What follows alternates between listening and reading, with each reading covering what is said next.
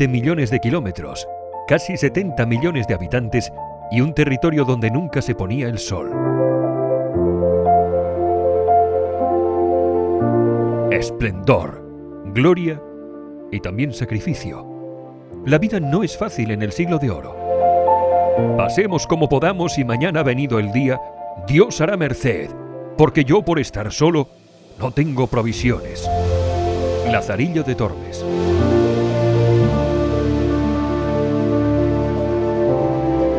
El ingenio se agudiza y durante el siglo de oro asistimos también a un florecimiento del arte y las letras. El teatro y su divertimento alcanzan a todos los estamentos sociales.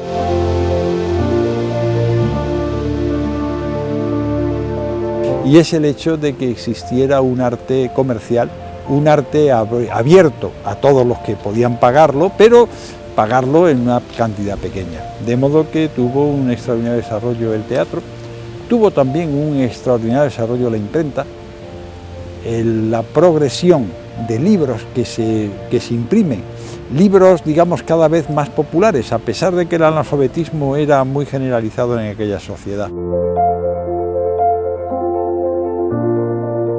El vino, arte y letras como bálsamo liberador para una sociedad y un imperio en progresiva decadencia.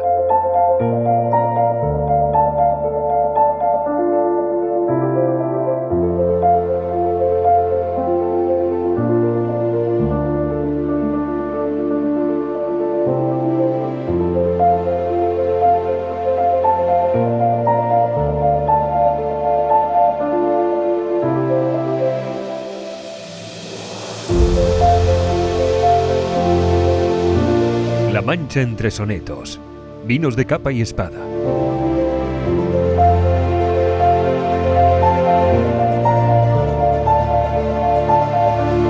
Pechera y sobria, incluso ascética en sus formas, pero también ruda y fuerte. Castilla sostiene los esfuerzos bélicos de un vasto imperio donde nunca se pone el sol. Con la sociedad castellana, desangrada y mísera, pero fértil al ingenio, asistimos en el siglo de oro a uno de los periodos más creativos de las artes y las letras castellanas.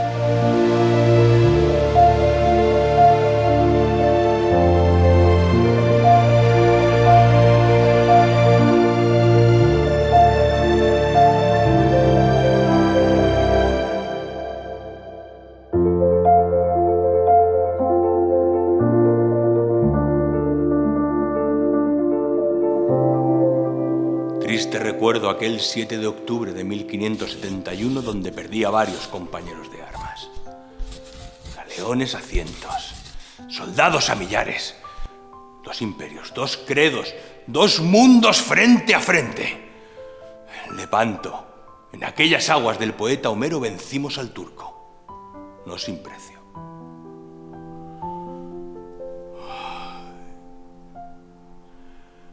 Más funesto y cruel es el tormento que retiene mi memoria de aquellos 5 años cautivo en Argel.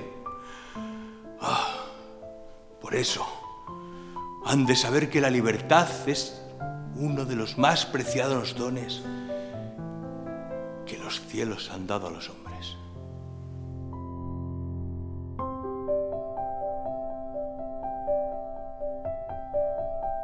Yo diría que hay dos episodios de su vida que lo marcaron profundamente. Uno fue la batalla de Lepanto y otro el cautiverio.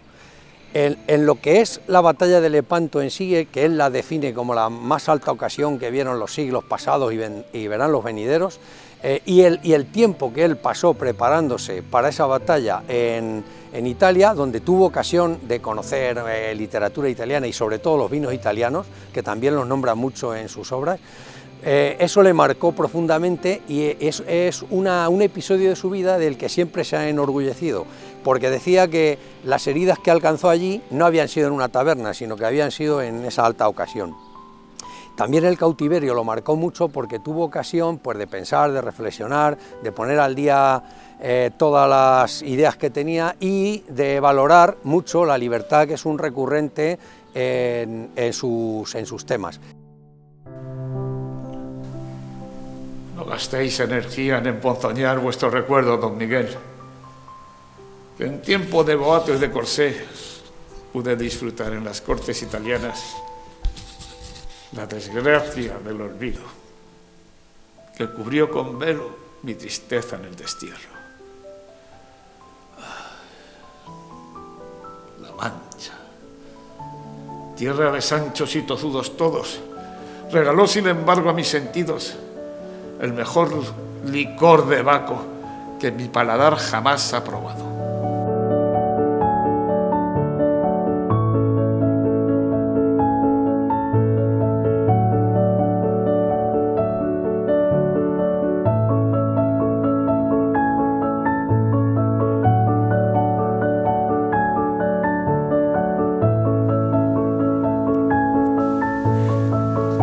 Cañón, tormenta, salitre y pena.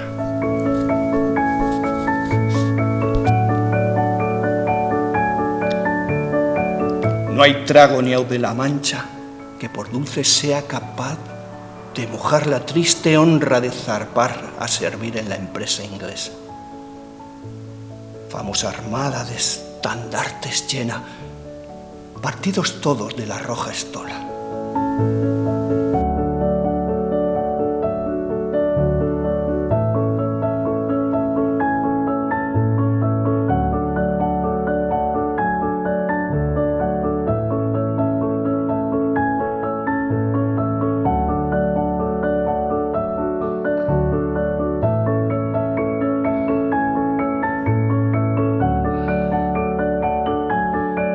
Experiencias de hiel, verso y espada, narradas por los genios más creativos de la literatura castellana. Como paradoja vital, la crisis acerca la inspiración. Fueron numerosos los ejemplos de los escritores que encontraron la musa de sus versos en el contexto festivo del vino.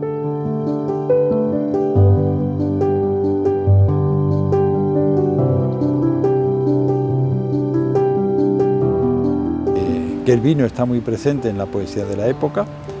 Los vinos sustancialmente no eran los mismos, no eran las mismas denominaciones de origen, como hoy las llamamos, no eran las mismas procedencias exactamente que hoy, pero efectivamente el vino de la Mancha sí tenía una notable presencia. Hay poetas más aficionados al vino que otros en lo personal. Parece que Quevedo era bastante aficionado, parece que Lope en cambio era bastante sobrio, pero los datos que tenemos son escasos, y sin embargo como poetas Lope canta en varias ocasiones el vino de la Mancha, tanto en Peribáñez y el Comendador de Ocaña, como en el Galán de la Membrilla, donde hay un elogio de los vinos de la Mancha.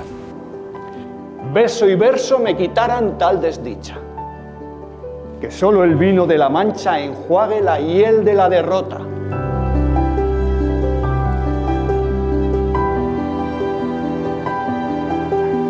Sirva Ganímedes una copa a tal belleza.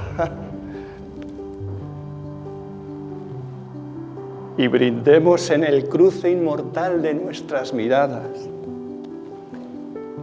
Porque el vino, mientras más se envejece, más calor tiene, al contrario de nuestra naturaleza, que mientras más vive, más se va enfriando. Ay, rufián de taberna, truán de verso y comedias, que malgastáis vuestro don de pluma en enredos de falda y doncella. Demostrad vuestro linaje y escribid. Yo os reto a cumplir con soneto y ralea. Escribid, pues, y traerme versos de alcurnia. ¿A vos? ¿A quién si no? A la sin par. Dulcinea. Y vos, don Miguel, si no os gusta la empresa, catad y demostrad vuestra valía.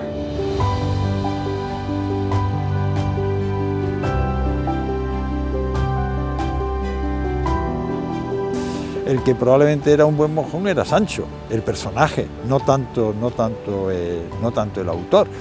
Pero ciertamente no hay duda, a través de lo que vemos tanto en el Quijote como en algunas novelas ejemplares, que Cervantes veía con cierta simpatía o con mucha simpatía el mundo del vino.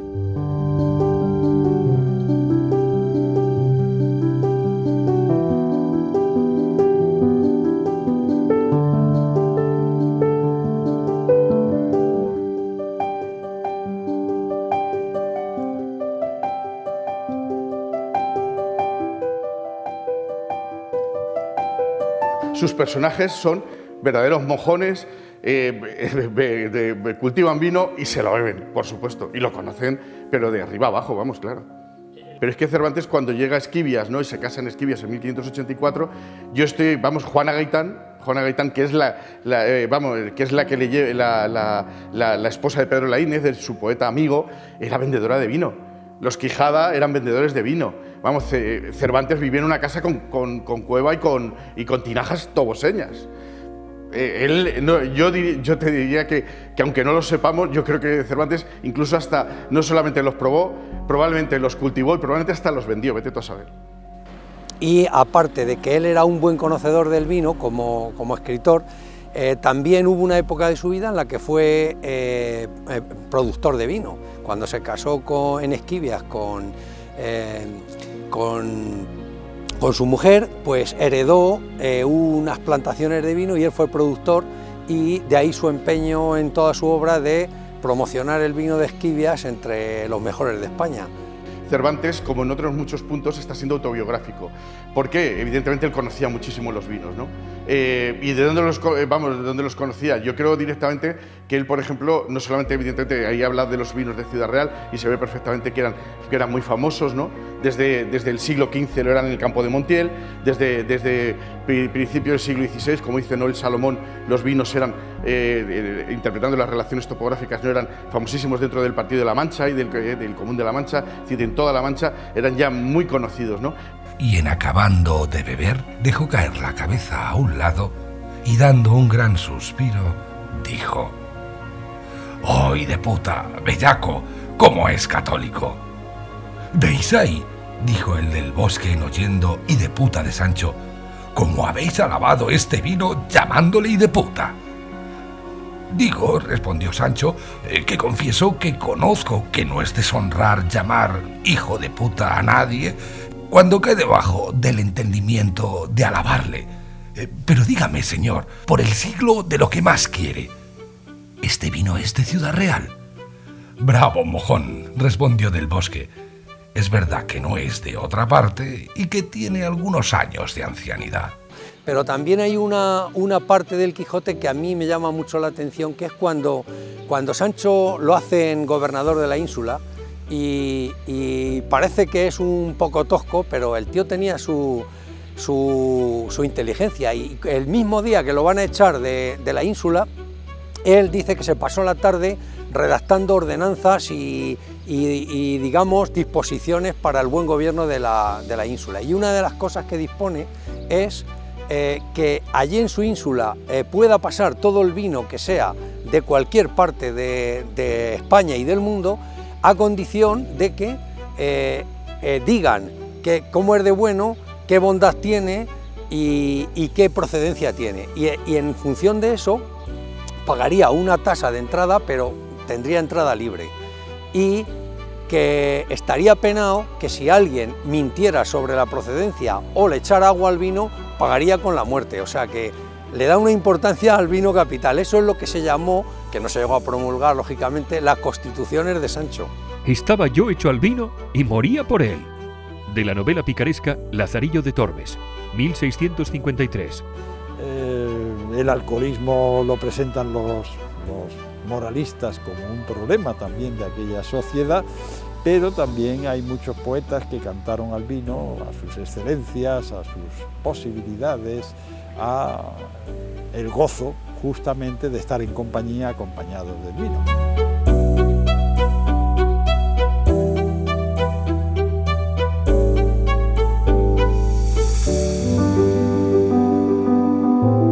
Integrada en los cultivos de la tríada mediterránea, junto al cereal y el aceite, el vino forma parte del recetario popular castellano.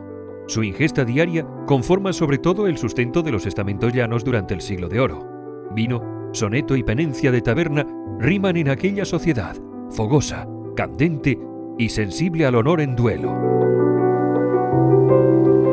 A mojón nadie me iguala. Como a la Mancha y sus vides, de los 4 puntos cardinales, no hay tal vino ni vino que mi corazón no añore. Guardo en mi regazo el recuerdo y la gran prenda de aquellos besos de vino. En la bella doña Catalina de Salazar, a la postre, mi señora.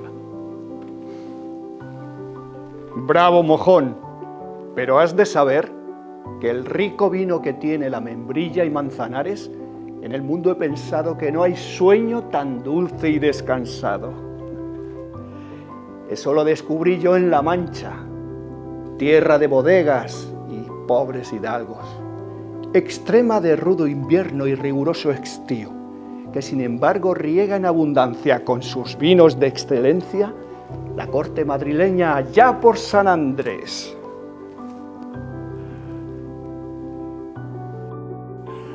Buena argucia, don Lope de Turantes. Va a contener la lengua, que por desplante o dislate algún desliz os puede llevar a galeote.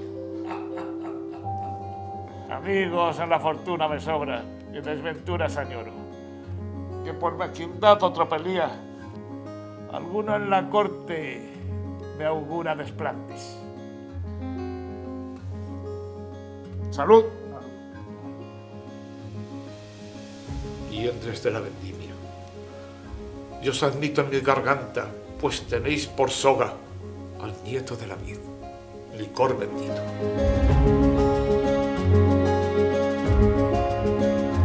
Oh, dulces prendas por mí mal halladas, dulces y alegres cuando Dios quería. Oh, tobosescas tinajas que me habéis traído a la memoria la dulce prenda de mi mayor amargura.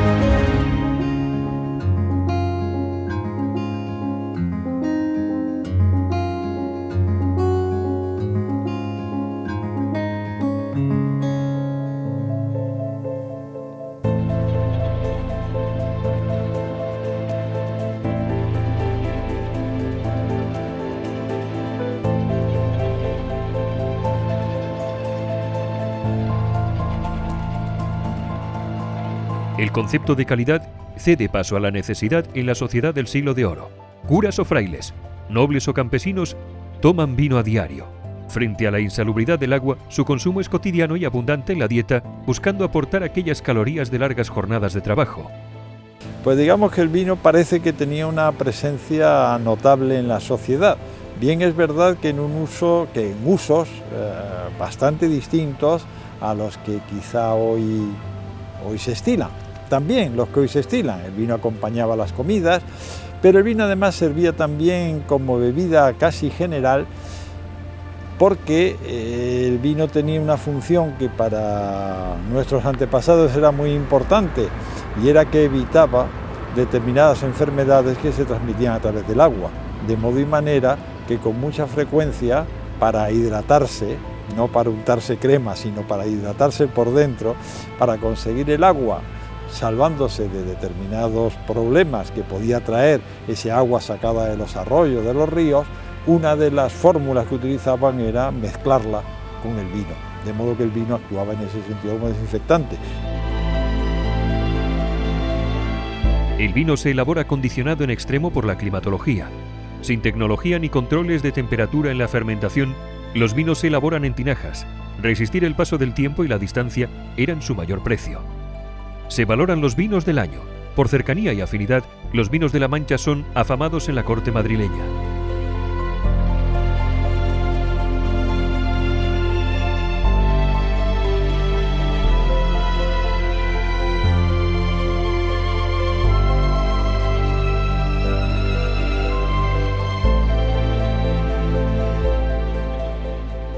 Las órdenes militares apostaron por el vino y fueron muy celosas siempre de lo que se cultivaba en sus tierras.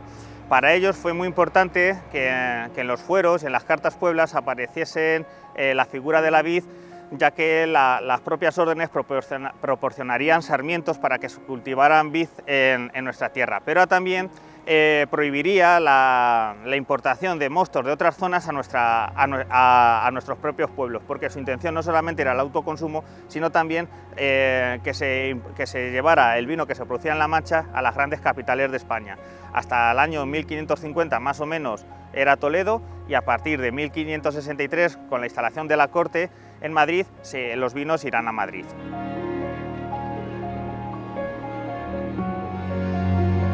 Cómo hacer vino blanco, tinto y dulce, y sobre todo cómo conservarlo. Esto nos indica que hay una técnica vitícola muy desarrollada en la época, y bueno, pues que la producción está muy asentada, y ya creo que va camino de una cierta industrialización, ¿eh?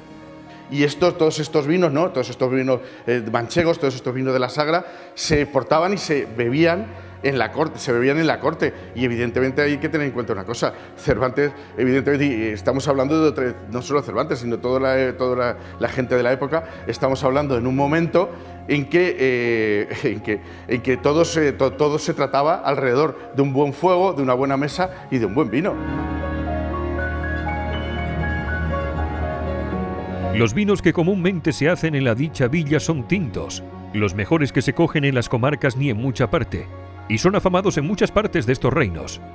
Relaciones topográficas de Felipe II en La Mancha. Hizo 2 cuestionarios en 1575 y 1578, y en esas preguntas les preguntaba a los pueblos, y que las contestaba gente, digamos, conocedoras de la realidad del pueblo, pues preguntas muy hábiles, como por ejemplo en las que nos atañen a nosotros, en qué ubicación estaban, qué caminos pasaban por allí, qué tipo de tierra era, si era monte, si era de regadío, si era qué ferias o mercados tenía y qué rentas podía producir esa tierra. Eso fue, digamos, la base, el germen de lo que actualmente son las denominaciones de origen. O sea, reconocer un producto por su bondad según la procedencia que tenía. O sea, no era lo mismo un vino que entonces lo llamaban vinos preciosos, los de Ciudad Real, Coca, Medina, Alaejos, no era lo mismo que los vinos ordinarios. Con una vendimia en los ojos, escupiendo racimos y oliendo a lagares, echan las manos 2 piernos y la nariz espitas, el habla remostada, con cierto tonillo de caro, dijo Fray Jarro: estos santos han bendecido la picardía con poco temor de Dios.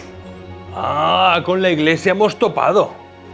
Mas no seáis mezquino, que lleváis capa y saya de Santiago. Encontrad reposo y buen tino en su regazo, sin ofender a Dios en su maná, y sin olvidar a Baco en su licor bendito. Cierto es, pues conviene alargar en todo y en todas maneras el uso de beber vino, pues con moderación es el mejor vehículo del alimento y la más eficaz medicina. Despierta los sentidos y agudiza los ingenios. Tome un poeta a la aurora 2 tragos sanmartiniegos de esos que Mahoma ignora, y podrá de copla en copla henchir de versos un cesto. Salud.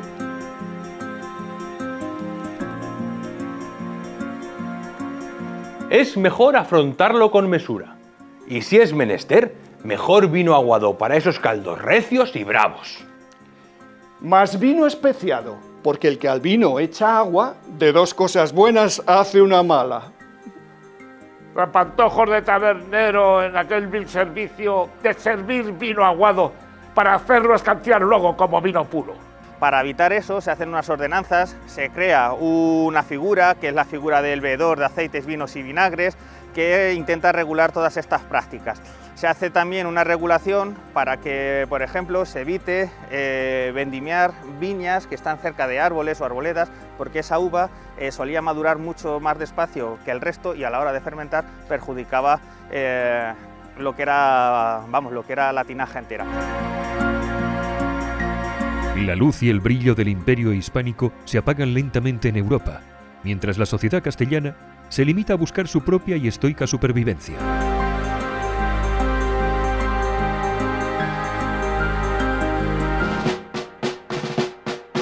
Sé por la luz natural que un pueblo oprimido es un pueblo que padece violencia. Francisco Sánchez, localidad de Camuñas, provincia de Toledo. La Revolución Francesa y las posteriores campañas napoleónicas sacuden los cimientos de Europa. Pero no todo es guerra y muerte. España y La Mancha no escapan a la influencia gala sobre el vino. Estamos en la génesis de la enología moderna.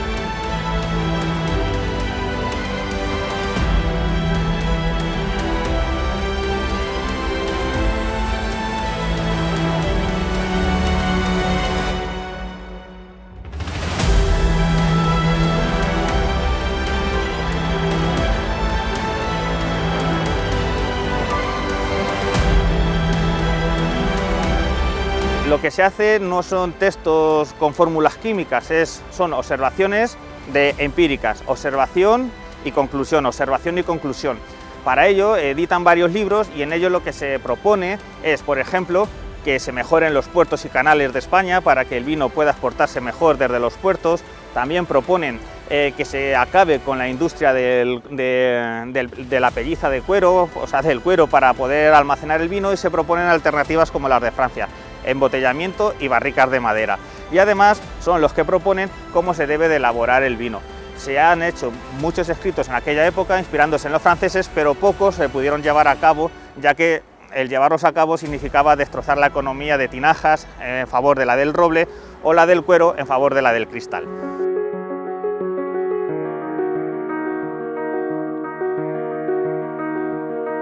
Sofisticación y mayor cuidado por la calidad se introducen ahora en la viticultura manchega.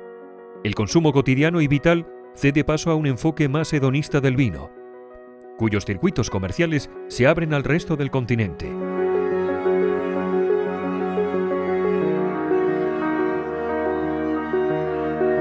Todavía en los comienzos, sin apenas desarrollo industrial pero ajeno aún al colapso de la filoxera que vendría después, el vino manchego sienta los cimientos entonces de su posterior catarsis y expansión comercial.